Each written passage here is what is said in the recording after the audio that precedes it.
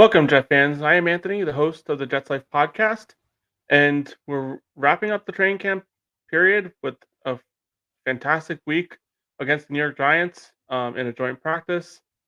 Really, the way that you want this team to end the training camp period. I know we have a game coming up here, but by all accounts, that's going to basically just be a audition for the bottom tier of the roster. You'll probably see some of these second stringers like Braylon Allen, Isaiah Davis, a lot of the familiar subjects that we've had over the last couple of weeks. You'll probably see them again this week for a short period of time, but I think we've reached that point of training camp and of this offseason where we're locked and loaded.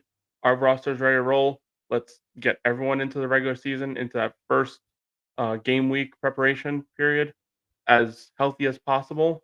We've made it this far. Let's hope we just get through this last game without any injuries and keep this ball rolling for as quickly as we can. But this week, not much to really talk about. As I mentioned before, it's going to be basically a fight with the back half of the 53-man roster, and really who's going to get those last few spots. I had a video the other day where I went through the 53-man roster.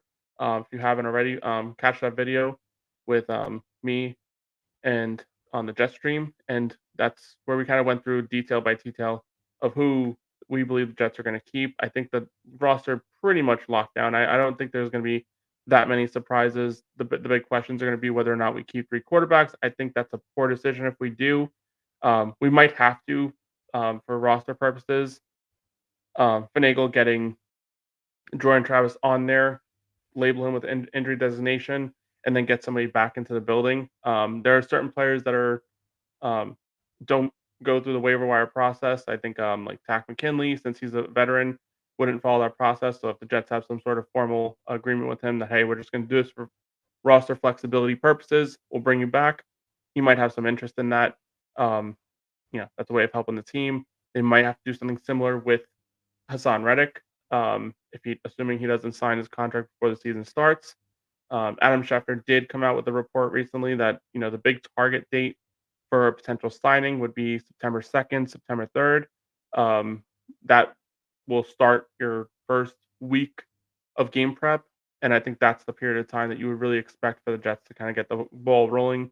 Or Hassan Reddick's side actually really would want to be the ones to get the ball rolling because once you get into that period of a game week, you risk losing a game check, and then this holdout gets a little more stressful, obviously, for all the parties involved. So I think the Jets are trying to avoid that. Hassan Reddick's side should also be trying to avoid that. They're not in the business of making their client lose money. That would be poor decision making by their agency, but we've seen crazier things happen. Le'Veon Bell held out an entire season to get the money that he wanted. So we'll see how this all lands out. But at the end of the day, we're a couple weeks away from getting the season rolling, and a lot to be excited for with what the Jets have here. And we'll go into some of those details here of what we're really looking for in this last game here in a few moments. But the Hassan Reddick situation is probably the first and foremost situation that really needs to get its situation resolved as quickly and as efficiently as possible. But going back into this week of training camp, we were able to see this offense kind of really light up the scoreboard here a little bit, quote unquote. No actual scorekeeping on tap, but the Jets were able to just really do whatever they wanted on offense. Garrett Wilson went absolutely crazy. A lot of deep targets, a lot of catches downfield. This secondary just had no idea for the Giants of how to contain a receiver of his caliber. And for a Jet fan, that's exciting to see that the Jets are able to kind of pick apart opponents that are weaker.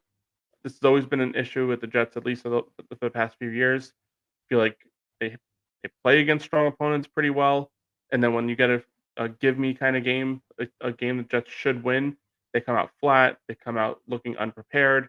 That's been a common situation that we've seen for quite some time. And obviously, when you have a quarterback like Zach Wilson starting the last few years, it makes it very difficult to be prepared when it doesn't seem like he's prepared at all for what the NFL has to throw at him. So the Jets come away from this week of training camp looking like a team that can go out there and just ragdoll the smaller opponents, which would be a huge sigh of relief for us all because they opened the season against a very very tough opponent and then followed it off with four games that I could really identify as winnable games. So if they're able to take care of business, doesn't really matter the result in that opening game. If they're able to take care of business in those those next few weeks following that, they could find themselves in a situation where they can be 6-2, uh, you know, 5-3 after 8 weeks of the regular season. That's definitely a possible target for this team, which is something we haven't seen for quite some time. As for this game, again, I'm keep this kind of short. I think we've touched on it the last couple of weeks. It's the same story. What are we looking for? Um, we're going to see this offensive line, this backup offensive line. I don't think we're going to see a lot of it. I think maybe you see Braylon Allen, you see Isaiah Davis, just get a few game reps type of situation, just get their feet wet again, and just just keep that momentum rolling. These guys look like they're the NFL part, especially Braylon Allen. Just looks like a guy that we're all going to be excited to watch, especially November and December when with his power and his style of running.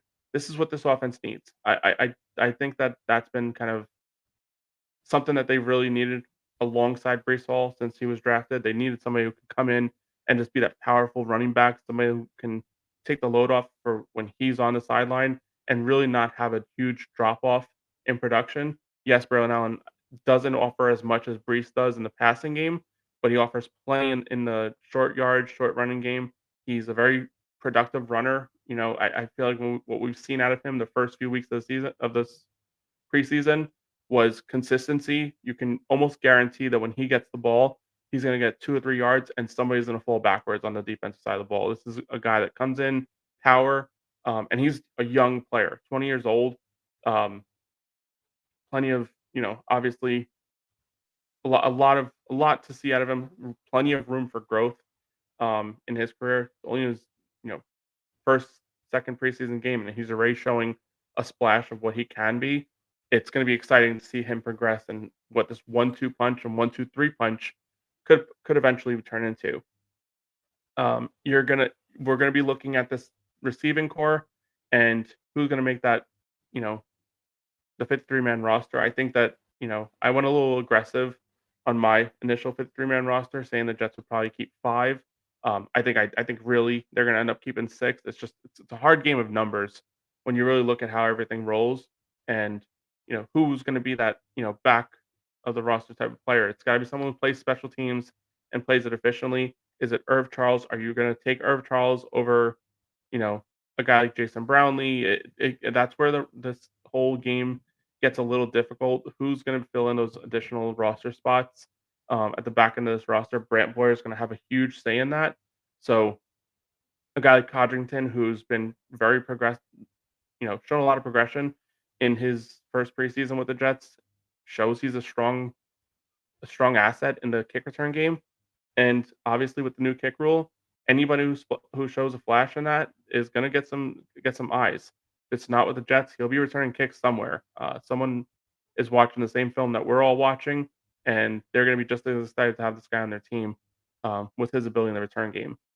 And obviously, the teams aren't showing all the bag of tricks. So maybe this is a situation where, the Jets aren't even showing who their primary returner is going to be in all these games. So a lot to unpack there, obviously, too. We'll see a lot more as we get close to the regular season. I think a lot of these teams are holding the secrets to the chest until the real games matter, and then we'll start really seeing what this new rule and what this new kickoff adds to the game. Defensively, I think we've seen a lot out of Bernard Converse. I think he's showing that he can be a guy that can come in there and fill in if needed. As strong as I think that he's possibly at this point maybe neck and neck with Stiggers on who's that fourth corner on this roster. Eccles, I know, is in that conversation as well. Um, but obviously, Eccles has left, come back. The Jets have kind of played with him on the roster a little bit here and there. Do they continue that trend? We'll see. Eccles has shown obviously he can play in this league too, so it's going to be interesting to see what the Jets do at the cornerback position. But what we've seen at Bernard Converse in his first year in the NFL being transitioned to corner, I think he played a little bit of safety last year. Not much in game action this year. I think the Jets believe that they can put this guy out there and he can perform against, obviously not top-notch receivers. We haven't seen much of that to this point, but we've shown that he has the ability to, man up one side of the field and play pretty efficiently. I think he was pretty highly rated in his first two preseason games. Just want to see if that progression continues. Again, I don't think we're going to see him for long in this game. I know obviously the starters are not playing, but I think even the backups will have limited reps. I think you're really just going to see a period of time where I think maybe midway through the second quarter they're going to start transitioning over to the bottom 30 of this roster and just give them all opportunity to show a little bit of film, and hopefully, some of these guys are able to stay with us, and for the ones that don't, hopefully get an opportunity somewhere else to, you know, extend their NFL careers, because not many of these guys after this wave of wave of cuts get a second opportunity. So obviously, it's going to be a very stressful, emotional period of time for all these players. But at the end of the day, they've made it to the NFL. They, you know, can show their kids some. I played in the NFL for a short period of time. Have some film to kind of have those fond memories about. But nonetheless, I think we've reached that point here.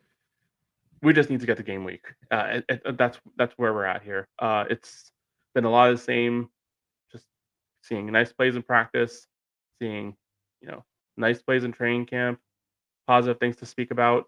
But after this week, we start the real fun of actually dissecting wins and losses, dissecting, what do we actually think the game plan is going to be against teams. When you go into these training camp games and preseason games, it's not much excitement because, as Aaron Rodgers said, these aren't real games. These aren't real situations. There's no strategy. There's no game planning. It's just basically, can we still run our offense against different opponents? We've played against this defense. We've played against this offense. If you're on the other side for weeks, and we know everything that that guy's going to do. They know everything that we're going to do, and it just becomes, you know, a task that just doesn't have much meaning, much sense. So we reach this point where, now we're going to actually start dissecting, what can San Francisco do against the Jets? What can the Jets do to exploit San Francisco? So on and so forth. But until then, we're going to have a recap of this game, obviously, when you know, when it concludes on Monday, as I normally do. And after that, it's going to really just be, we'll have a little video shortly thereafter on Tuesday on the Jetstream show where we'll kind of compare what we initially thought our 53-man roster was going to look like versus what it actually ends up being. There are going to be surprises, there are going to be shocks, but I don't think that there's really much to be, go crazy about. I think it's going to be a lot of the status quo. This team is going to be, you know, mostly what we kind of identify it to be, which is the case for most teams anyway. But this is a strong roster, and we are, just getting closer and closer. What's the count now? We're 2 weeks, 17 days away from the start of the regular season. If we count today, we are almost there, guys. We're almost there. Anyway, that's all I have for today. Like always, if you haven't already, please hit the like button. Please subscribe to my channel.